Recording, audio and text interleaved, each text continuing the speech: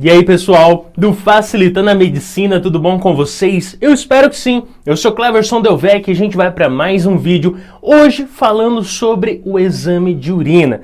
Vamos falar basicamente para que ele serve, quais são aí os benefícios de se fazer esse exame e também o que é analisado nesse exame de urina. E claro, convido você a participar aqui da comunidade, que é muito simples, só clicar nesse botãozinho vermelhinho escrito inscrever-se aí embaixo do vídeo. Clicou nesse botão, você já faz parte aqui. Lembrando que nós temos tudo de exames de laboratório gratuitos aqui para te ajudar. Beleza? Então tá convidado, se inscreve e vamos ao que interessa. Vamos falar aí um pouquinho mais sobre esse exame muito importante. Bom, pessoal, o que a gente pode falar do exame de urina? Primeiro, pessoal, que ele é importante porque ajuda a analisar não só a função renal. Ele pode analisar a função dos rins para ver como que tá, se está funcionando, se tem algum problema, alguma alteração. Sim, mas também pode ser útil para analisar outros órgãos, para ver a funcionalidade deles, outros sistemas do corpo. Também é importante até mesmo para as pessoas que sofrem com alguma infecção no trato urinário, né? Pessoas que sofrem com cistite, por exemplo, infecção urinária, é um exame aí que é muito crucial. Então, o exame de urina é importante. Agora, quais são as recomendações? Primeiro, a gente tem que falar que o exame de urina é feito por uma coleta até mesmo que pode ser feita pelo paciente.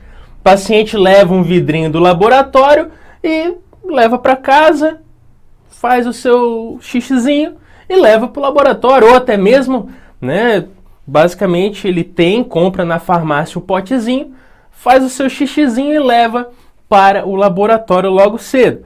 Aí eu falo logo cedo por quê? Bom, pessoal, esse exame ele é importante, né? Essa coleta, na verdade, ela é importante principalmente ali no período da manhã. A primeira urina dessa pessoa é a primordial, né? Porque basicamente aquela urina ficou um tempinho ali na região do trato urinário e vai cair naquele recipiente. Então, a coleta, como nós vemos aqui, pode ser nesse vidrinho que você está observando na imagem e o paciente mesmo, na primeira urina do dia, vai lá e faz essa coleta.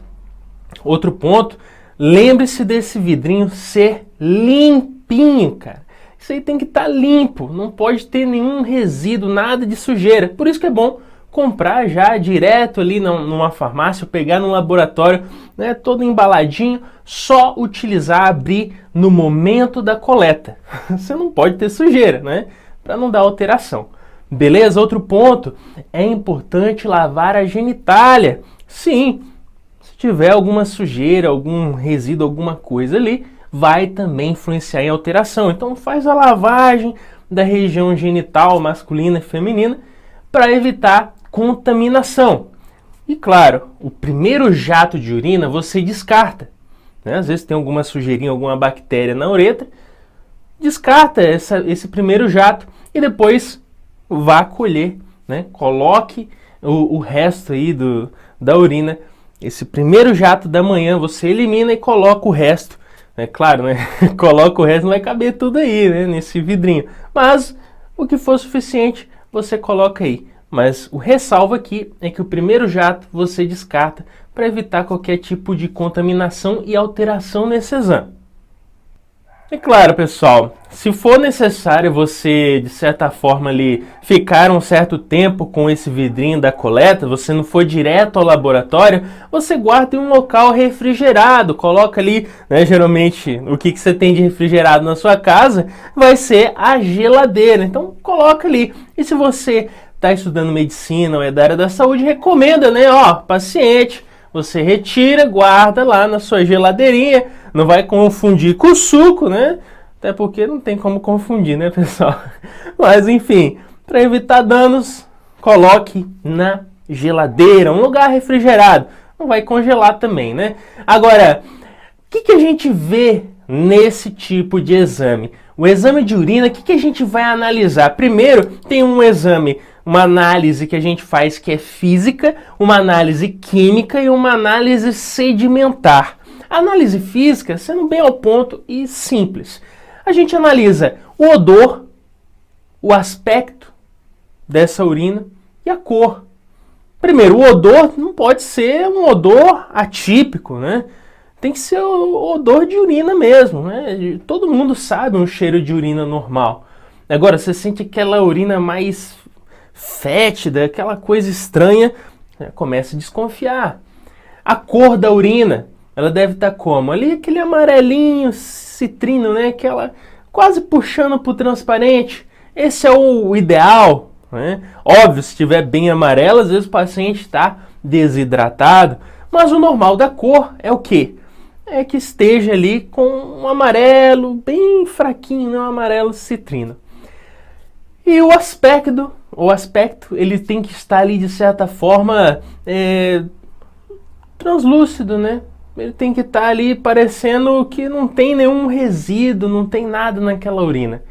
Que a gente vai ver mais à frente que alguns aspectos, algumas substâncias presentes na urina podem alterar o aspecto ali presente.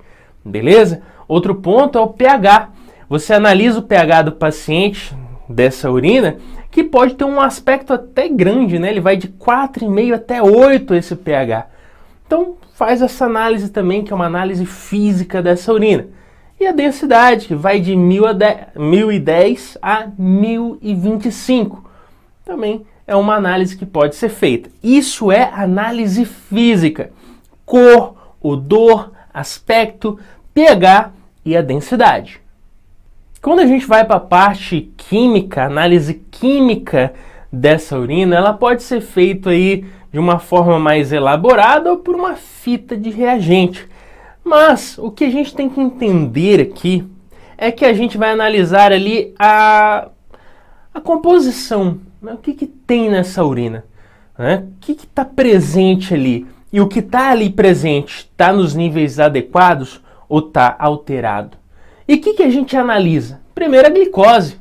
O paciente que está com a glicose, né, normal, geralmente não vai ter grandes concentrações na sua urina. A gente não descarta energia. Glicose é energia para o corpo, então não vou descartar. Agora, se eu pego um paciente que é diabético, imagina aí, né, ele está com a glicemia altíssima. Um exemplo aí de um paciente qualquer que esteja com glicemia de 160, 180, isso daí, os rins já não conseguem reabsorver pós-filtração. O que acontece? Ele acaba sendo eliminado na urina. E claro, as concentrações de glicose na urina vai estar elevadas. Então é importante a gente destacar isso. Outro ponto é as cetonas. Paciente aí que tem diabetes, ele vai utilizar mais ali o ácido graxo, né? E de certa forma forma o cetoacetato. E a gente vai encontrar essas substâncias na urina do paciente também. Beleza? Então, ó, lembre-se, a glicose principalmente, pacientes diabéticos ou que estão ali com a glicemia elevada, o rim não vai conseguir reabsorver todo tipo de glicose que foi ali filtrado.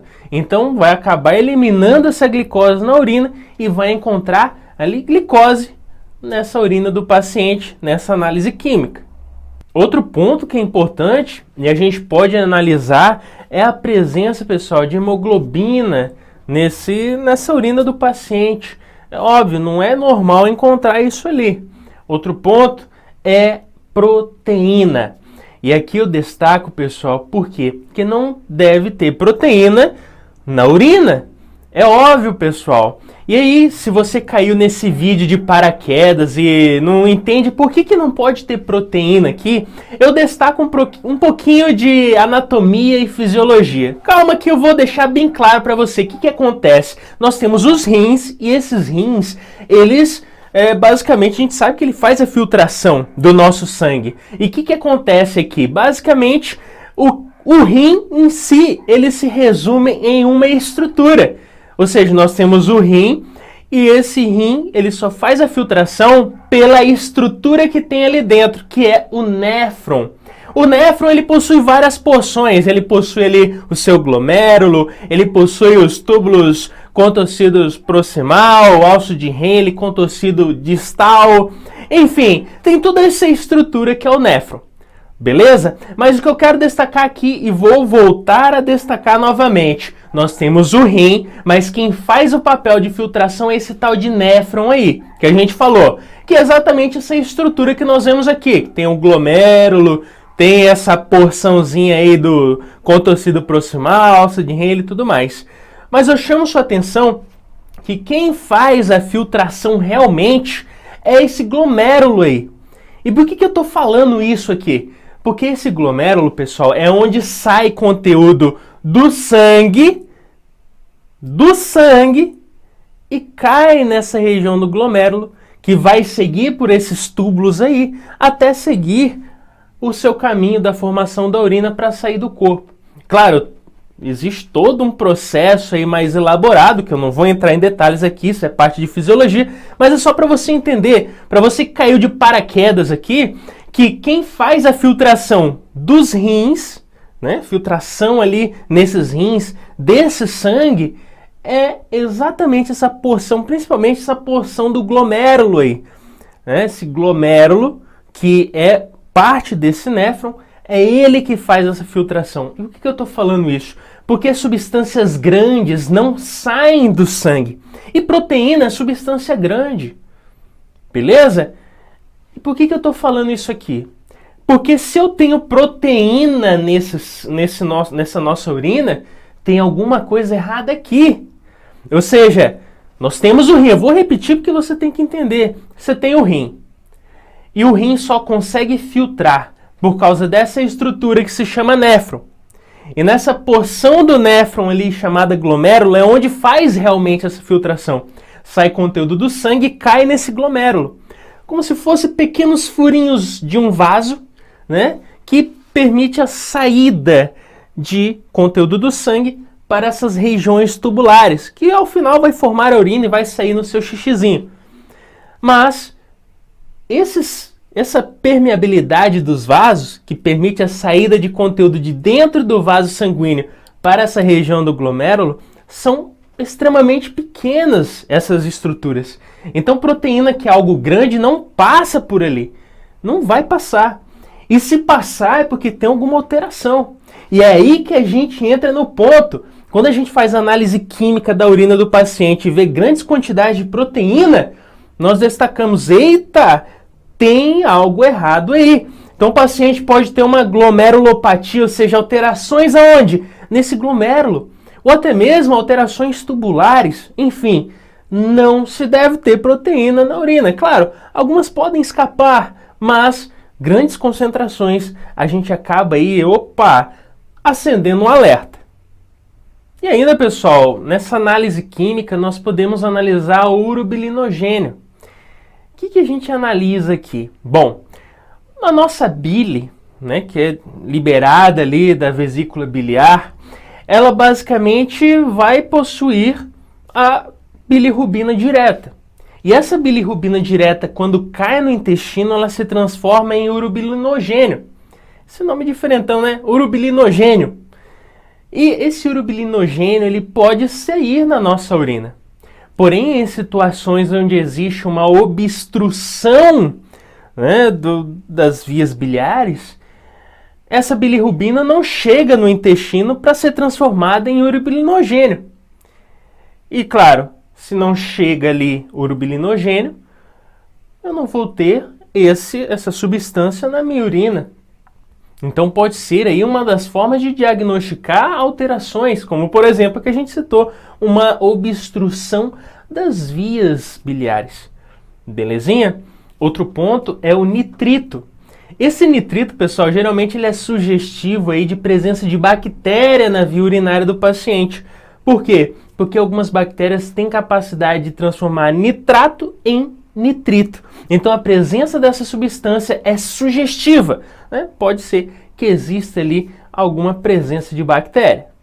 E ainda, pessoal, nós temos a parte sedimentação dessa análise. Além da parte física que a gente falou, que tem análise da cor, do cheiro, lembra disso? Temos a parte química que a gente falou que analisa a presença de glicose, todas essas substâncias. Tem a parte de sedimentação, onde a gente vai ver se tem presença aí de hemácias, né, que são células do sangue. É claro que não é normal eu ter presença de células sanguíneas ali na urina. Óbvio que não. também vai analisar a presença de leucócitos.